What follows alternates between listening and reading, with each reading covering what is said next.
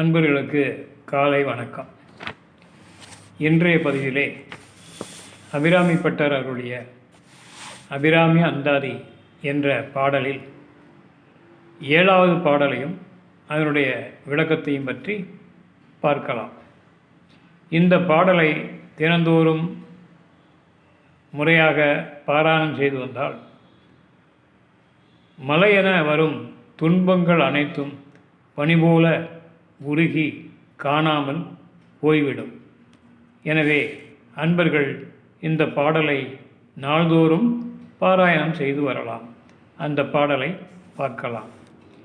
ததியுறும் மத்தில் சுழலும் என்னாவி தளர்விலதோர் கதி உறும் வண்ணம் கருது கண்டாய் கமலாலயனும் மதியுறும் வேணி மகிழ் நனுமாலும் வணங்கி நின் என்றும் துதியுறு சேவடியாய் சிந்தூராரண சுந்தரியே.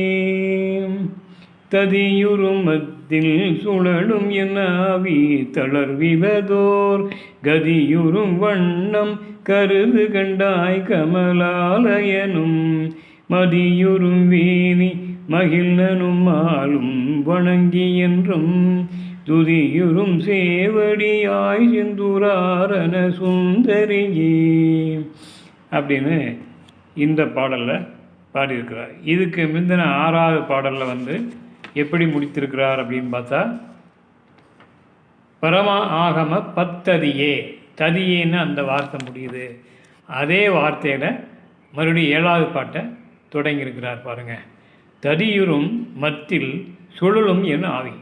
அதாவது தயிரை கடைவதற்கு மத்தை கொண்டு நாம் தயிரை கடைவோம். அதேபோல் துன்பம் எனும் பெருங்கடலில் சிக்கி நான் தயிரை கடைவது போல மத்தால் என்னை கடைந்து என்னை ஆர்ப்பரித்து கொண்டிருக்கிறது. துன்பமும் கவலையும் மென்மேலும் என்னை தாக்கி கொண்டு இருக்கிறது. அந்த மாதிரி தாக்கி கொண்டிருக்கும் மத்தை போல பிறவிக்கடலாம் சுழலில் சிக்கி அலையாமல் என்னை நீ காத்தருள வேண்டும்.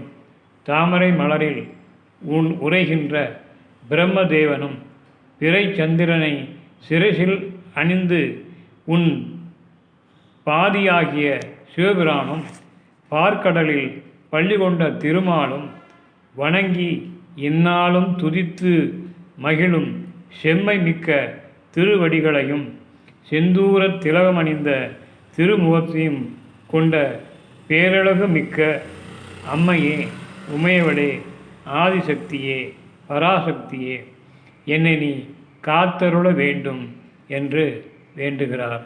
நன்றி, வணக்கம்.